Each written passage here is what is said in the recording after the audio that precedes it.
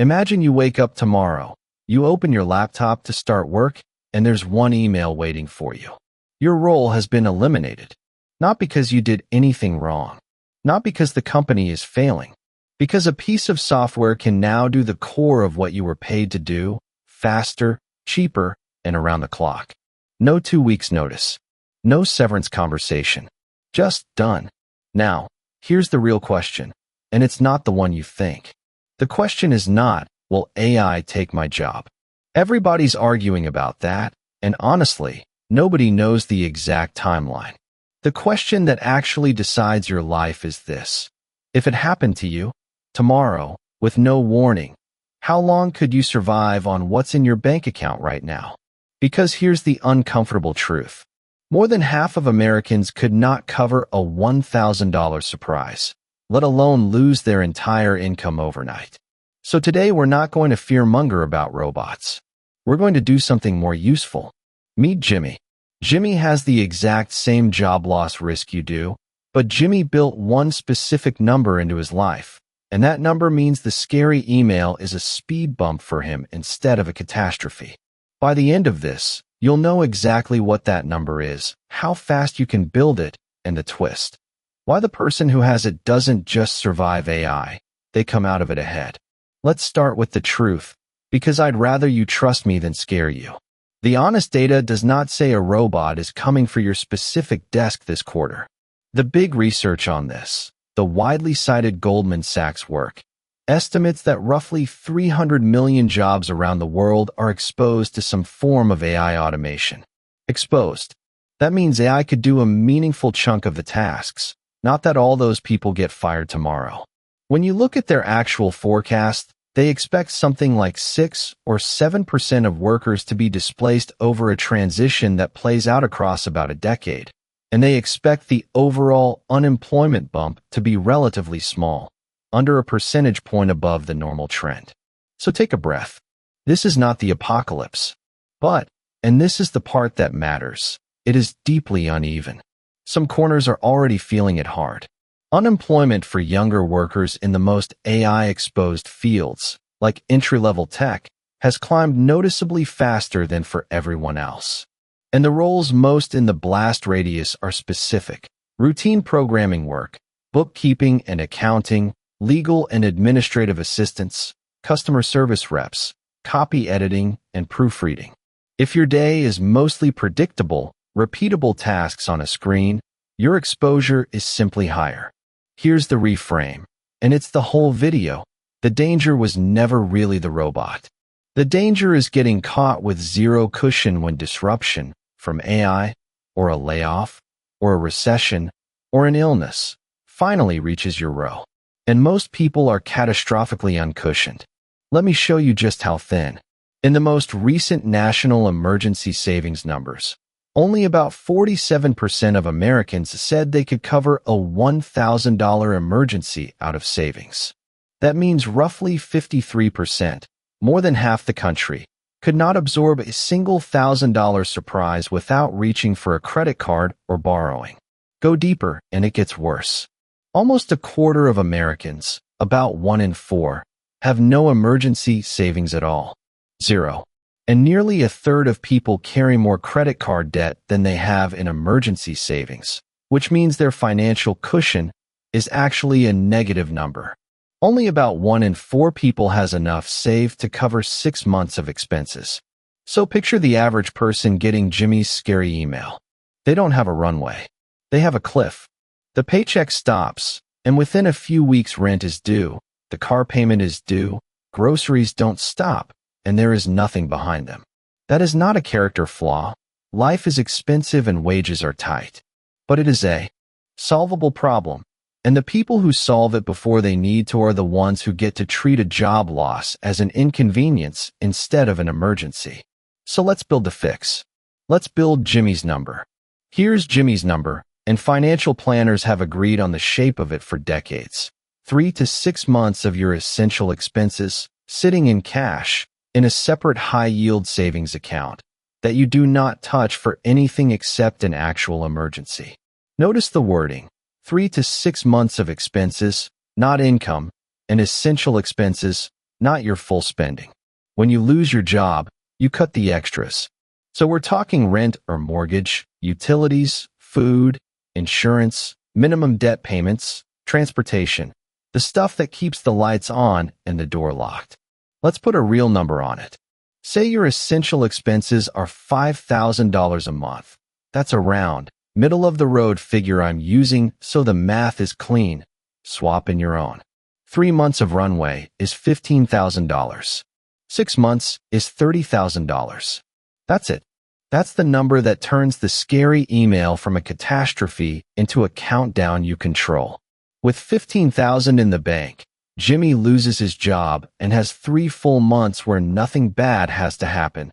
3 months to file for benefits, to job hunt without panic, to retrain. With $30,000, he has half a year. And here's why this number is so powerful. It doesn't care why the income stopped. AI, a layoff, a recession, a medical leave. The runway works identically for all of them. You are not building an AI fund. You are building an I refuse to be desperate fund, and it protects you against 100 different futures at once. Now, $30,000 can sound impossible when you're starting from zero. So let's break it down into something a normal person can actually do. First, the mini goal. Before you worry about 6 months, just get $1,000 into a separate savings account. That's it. The moment you do, you have leapfrogged more than half the country. Remember, most people can't cover a $1,000 surprise, and you just built the answer to it. $1,000 is a weekend project for some people and a few months for others, but it is the single highest value financial move most Americans have never made. Then you build from there, on autopilot. Say Jimmy sets up an automatic transfer of $500 a month into a high-yield savings account paying around 4%. At that pace, he hits his 3-month cushion, $15,000, in a little under 2.5 years, because the interest is quietly helping. He hits the full 6-month, $30,000 number in a bit over 4.5 years.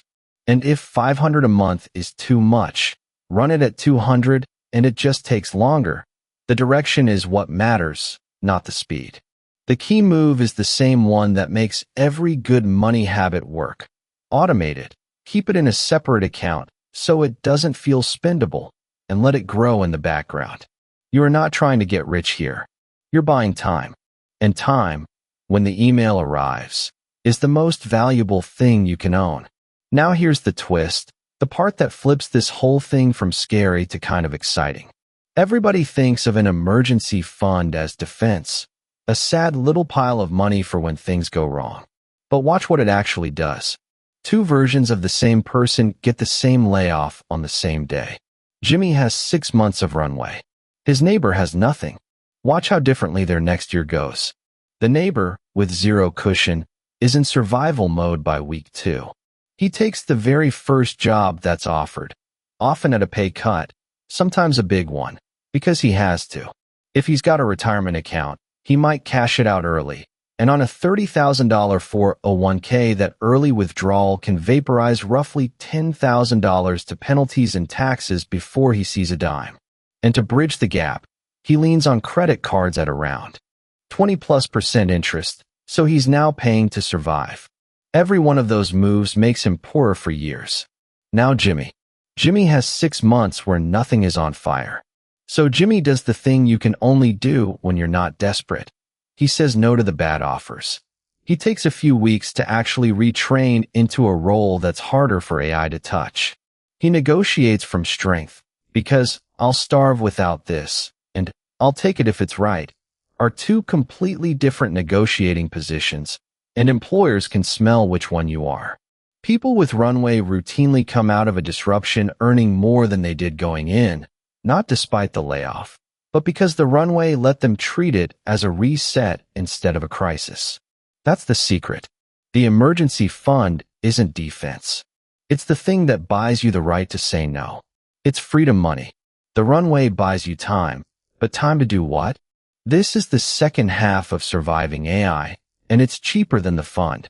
You make yourself the person who uses the tool instead of the task the tool replaces. Look again at who's exposed: routine, repeatable screen work, basic coding, data entry, first draft copy, rote bookkeeping, scripted customer service. AI is genuinely good at the predictable middle of those jobs. But the same technology creates a premium on the things it's bad at: judgment, taste, dealing with actual humans, owning an outcome end-to-end, and, crucially, being the person who directs the AI and checks its work. The accountant who uses AI to do the grunt work and spends her time on strategy doesn't get replaced. She gets more valuable. The move is not to hide from the technology. It's to spend a little of your runway bot time learning to drive it, and to steer toward the parts of your work a machine can't own. You don't need a computer science degree. You need to be the most adaptable person in your department, and adaptability is a skill you can practice for basically free. Runway keeps you alive. Adaptability makes sure you don't need the runway twice. So let's put it all together. The real risk from AI was never a robot showing up at your desk tomorrow. The honest data says disruption is real, but gradual and uneven. The real risk is getting caught with no cushion when disruption reaches you. And more than half the country is $1,000 away from trouble. Jimmy's fix is a specific, boring, powerful number: 3 to 6 months of essential expenses in a separate high-yield account, $15,000 to $30,000 on a $5,000 a month budget. You build it by getting the first 1,000 fast to beat most of the country instantly, then automating 500 a month until you hit 3 months in about 2.5 years and 6 months in about 4.5. And the twist that makes it all worth it: that runway isn't sad defensive money. It's the thing that lets you say no to the bad offer, retrain into something AI can't touch, and walk out of a disruption richer than you walked in, while the person with no cushion cashes out his retirement and drowns in credit card interest just to survive the same event. So tell me in the comments, honestly, how many months of runway do you have right now? 0 is a valid answer, and you're not alone if that's it. And what's the one job you think AI will never fully replace? I've got a guess, but I want yours. If this gave you a clear number to chase instead of a vague fear to lose sleep over, hit like, subscribe for a new What If Money breakdown every week, and send this to the friend who keeps saying, AI is going to take all our jobs, because now you both know exactly what to do about it. I'll see you in the next one.